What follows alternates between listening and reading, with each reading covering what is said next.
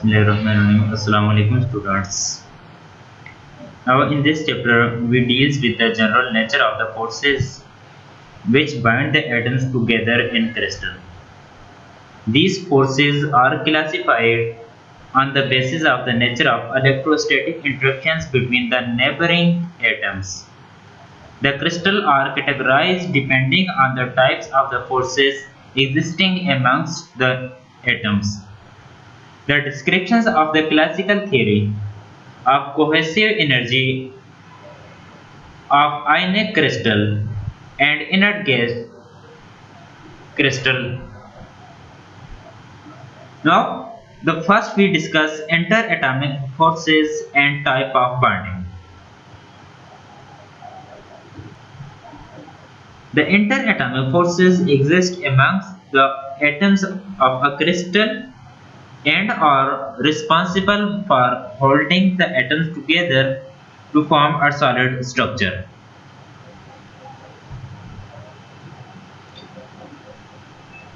तो inter atomic forces इसके दो पार्ट्स हैं.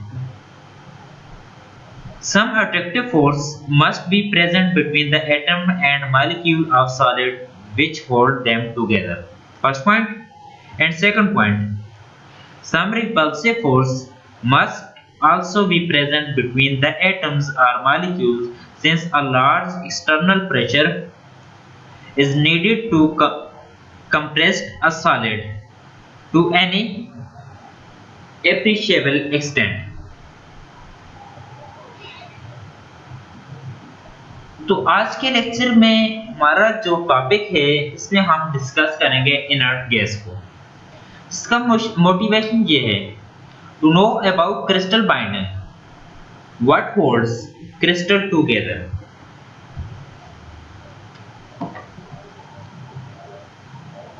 तो इस पॉइंट का आंसर हम यहां पर ये देंगे.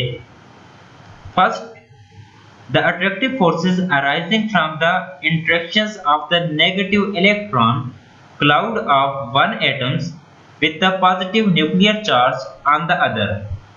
Its magnitude is proportional to some power of the interatomic distance r. Second, the repulsive force which come into the existence when the distance between the atom decreased to such an extent that their electronic cloud start overlapping.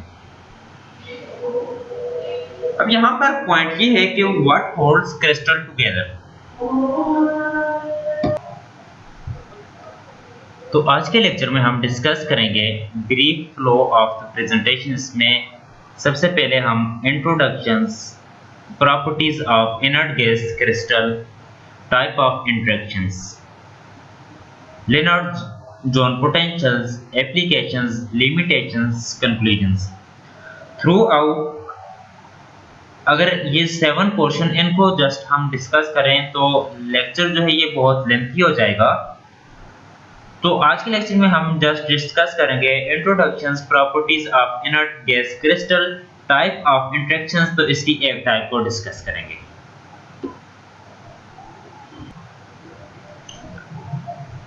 Introductions. सबसे पहले simple crystal.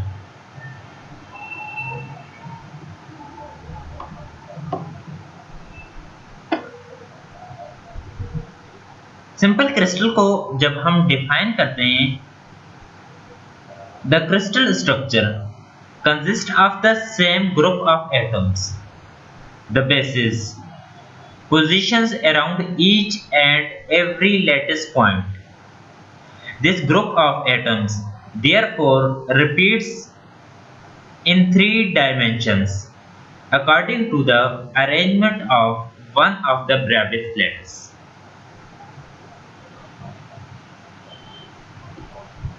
Second, electron distributions. The electronic distributions or configurations determine the types of atom that can be bound to one another. तो यहाँ पर inert gases जो हैं तो उसकी electronic distributions different show की हुई है. हीलियम, तो हीलियम के लिए 1s2, इस तरीके से डिफरेंट इलेक्ट्रॉनिक डिस्ट्रीब्यूशन जो है डिफरेंट इनर्ट गैसेस, तो इसकी नोबल गैसेस के लिए यहाँ पर इलेक्ट्रॉनिक कॉन्फ़िगरेशन शो की हुई है। Now here we discuss the properties of noble gases. First one, all the noble gases are monoatomic. Second one, all the noble gases are colorless, or we can say that odorless and tasteless. All noble gases are soluble in water. Next, have very low melting and boiling point because the only type of interatomic interactions in these elements is weak dispersion force. Helium is also a noble gas, and helium has the lowest boiling point 4.2 K of any known substance. Now the electronic configurations. तो यहाँ पर different noble gases हैं, तो in different noble gases helium, neon, argon, krypton, xenon और radon, इनकी electronic configuration यहाँ पर represent की हुई है।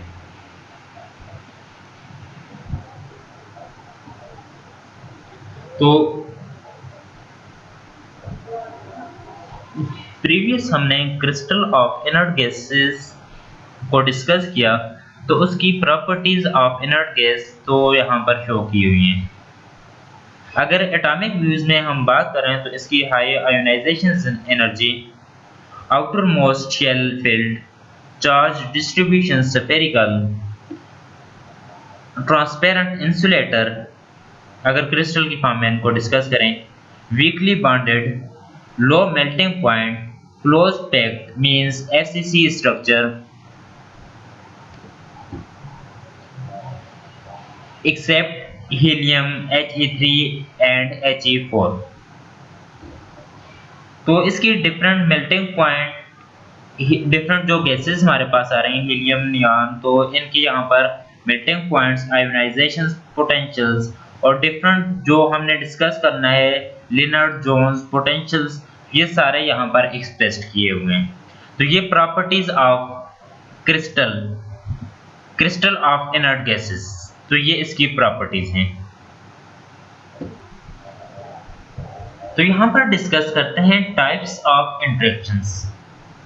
तो इंटरेक्शंस की दो टाइप्स हैं, एक को वंडर वाल्स इंटरेक्शंस कहा जाता है और दूसरी इंटरेक्शंस जो है तो उसको रिपल्सिव इंटरेक्शंस कहा जाता है।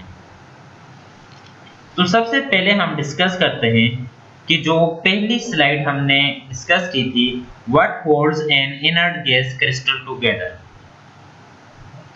तो उस जो पॉइंट था उसका आंसर ये है, the electron distributions in the crystal is not distorted from the electron distributions around the free atoms because not much energy is available to distort the free atoms charge distributions.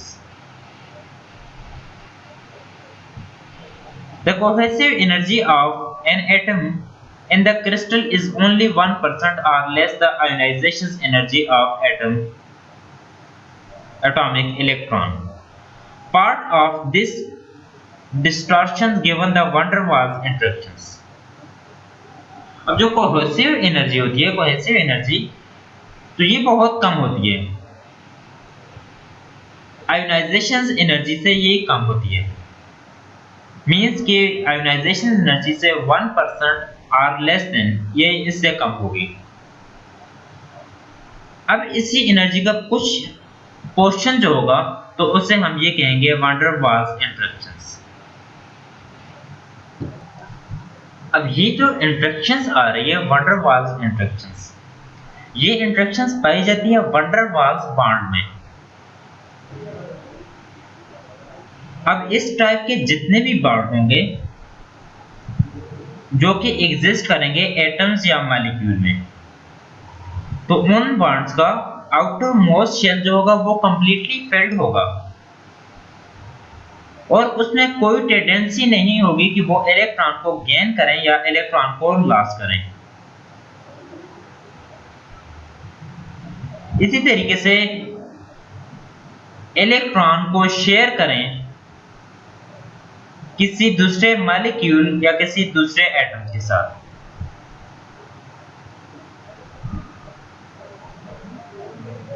और इस type का crystal जो ऐसी bonding बना रहा हो तो उस क्रिस्टल को मॉलिक्यूलर क्रिस्टल कहा जाता है।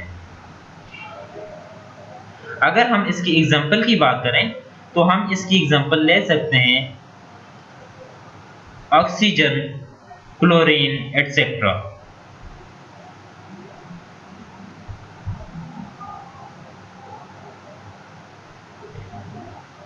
और ऐसी बॉन्डिंग जो होती है ये डायपोलर इंटरेक्शंस की वजह से होती है। जो डायपोलर इंटरेक्शंस होता है मॉलिक्यूल ऑफ द क्रिस्टल में। तो अब हम यहाँ पर वंडरवॉल या लंदन इंटरेक्शन जो है तो इसको डिस्कस करते हैं।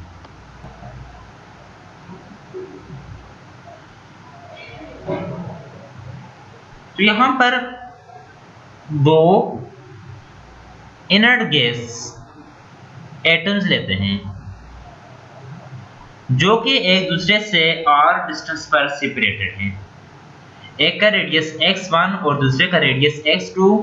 तो ये पॉजिटिव चार्ज रिप्रेजेंट कर रहा है न्यूक्लियस को और यहाँ पर नेगेटिव चार्ज रिप्रेजेंट कर रहा है इलेक्ट्रॉन को।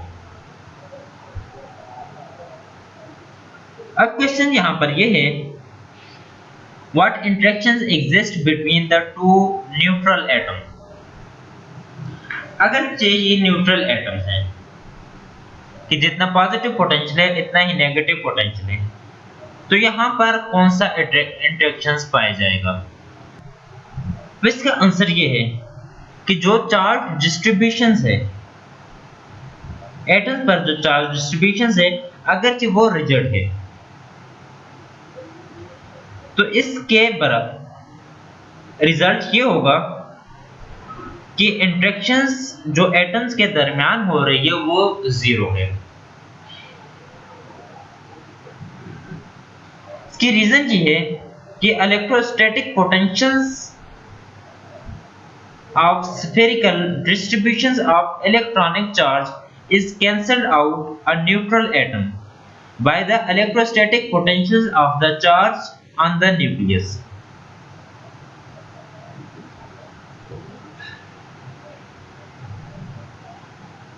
तो इसके नतीजे में इनर्ट गैस एटम जो होगा तो ये शो करेगा कि इसके ऊपर कोई कोहेसिव फोर्स नहीं होगी।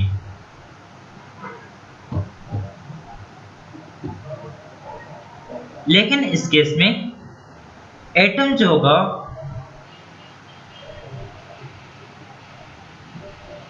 तो उसका डायपोल मोमेंटम होगा और यही जो मोमेंटम होगा डायपोल मोमेंटम यही रीजन बनेगा अट्रैक्टिव इंटरेक्शंस की। जो इन दो एटम्स के दरमियान अट्रैक्टिव इंटरेक्शंस होगा ये अट्रैक्टिव इंटरेक्शंस डायपोल मोमेंट्स की वजह से यहां पर फॉर्म होगा।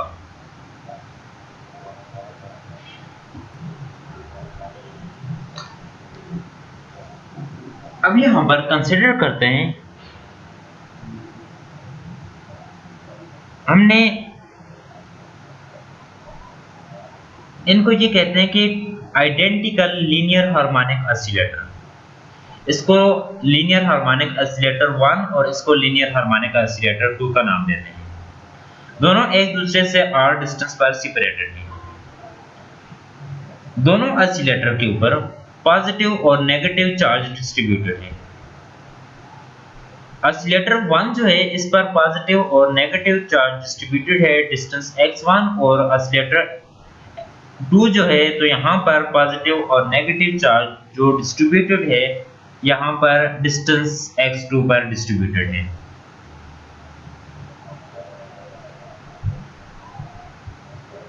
अब ये सपोज करते हैं कि जो पार्टिकल्स हैं ये ऑसिलेट कर रहे हैं अलोंग एक्स एक्सिस।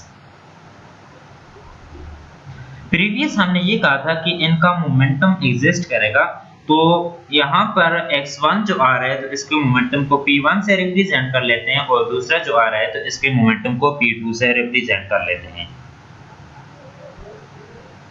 अब इन दोनों में जो फोर्स एग्जिस्ट कर रही थी तो उसको कांस्टेंट c से रिप्रेजेंट करेंगे या k से रिप्रेजेंट करेंगे।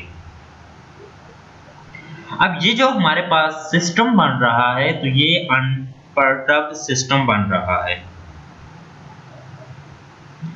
तो इस अनपर्टर्ब्ड हैमिल्टोनियन सिस्टम में हम ऐसे एक्सप्रेस करेंगे 1/2m।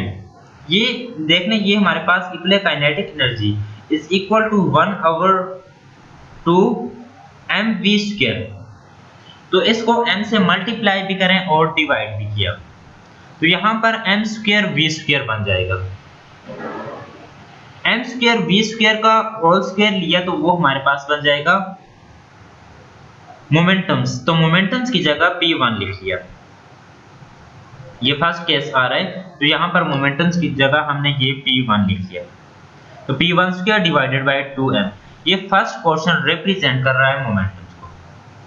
And 1/2kx1²। अब ये हमारे पास हार्मोनिक ऑसिलेटर है तो उसमें ये आ जाएगा 12kx²। k रिप्रेजेंट कर रहा है कांस्टेंट को, x1 ये डिस्प्लेसमेंट आ रहा है पॉजिटिव और नेगेटिव चार्ज। अब दूसरा जो पार्टिकल पॉइंट आ रहा है तो इसके लिए हम ये ले लेते हैं, तो ये p2m first portion kinetic energy और ये 7 सेकंड पोर्शन हमारे पास आ जाएगा।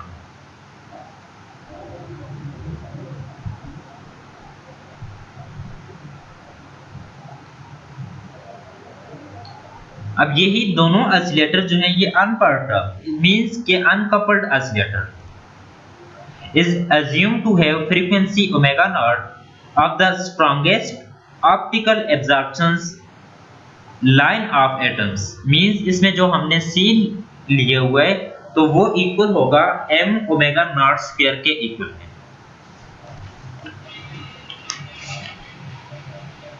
तो इनको हम हार्मोनिक ऑसिलेटर ले लेते हैं।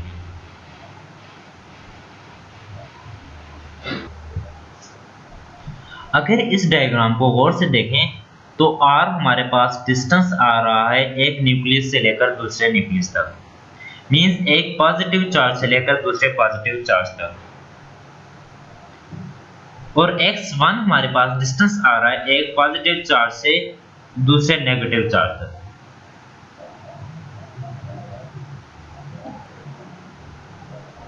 अब इसमें h1 जो है ये कूलम्ब इंटरेक्शन एनर्जी दोनों ऑसिलेटर जो आ रहा है तो इसकी कूलम्ब इंटरेक्शन एनर्जी को रिप्रेजेंट कर रहा है।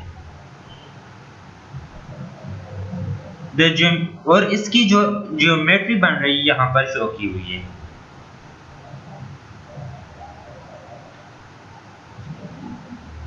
और R जो है तो इसको हम इंटर न्यूक्लियर कोऑर्डिनेशंस या कोऑर्डिनेट कह सकते हैं। अब ये हमारे पास बन जाएगा H1 is equal to E²/R plus E²/R plus x1 minus x2। तो ये साथ यही टर्म आ जाएगी -E²/R plus x1 minus E²/R minus x2। अब जो हमारे पास डिस्टेंस आ रहा है x1 और ये x2, ये r के मुकाबले में बहुत कम है, r के मुकाबले में बहुत ज्यादा है।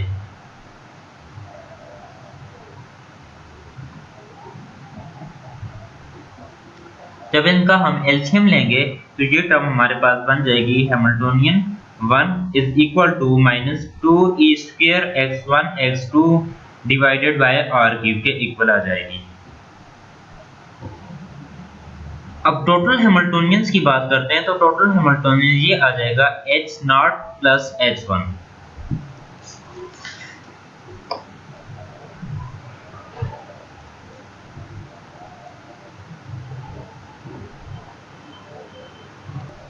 अब यहाँ पर सिमेट्रिक और एंटी सिमेट्रिक मॉड्स की बात करते हैं। तो ये एक्स एस रिप्रेजेंट कर रहा है सिमेट्रिक मॉड और एक्स ए रिप्रेजेंट कर रहा है एंटी सिमेट्रिक मॉड। कि जो कि डिस्प्लेसमेंट आ रहा है x1 और x2 जो चार्जेस के दरमियान डिस्प्लेसमेंट, तो ये वाला फर्स्ट टर्म जो है ये सिमेट्रिक मॉड को रिप्रेजेंट कर रहा है और ये सेकंड टर्म जो है ये एंटी सिमेट्रिक मॉड को रिप्रेजेंट कर रहा है। अब जो हमारे पास सिमेट्रिक और एंटी सिमेट्रिक आ रहे थे तो वो वैल्यू हम पुट करेंगे कांस्टेंट, तो ये फैक्टर हमारे पास आ जाएगा। The two frequency the total harmonic, तो इसमें हमने वैल्यू पुट करनी आफ्टर ट्रांसफॉर्मिंग। जो इक्वेशंस हमारे पास आ रहे हैं आएंगी तो बुक्स में जो इक्वेशंस 5 और 6 आ रही है इन दोनों को ट्रांसफॉर्म करेंगे।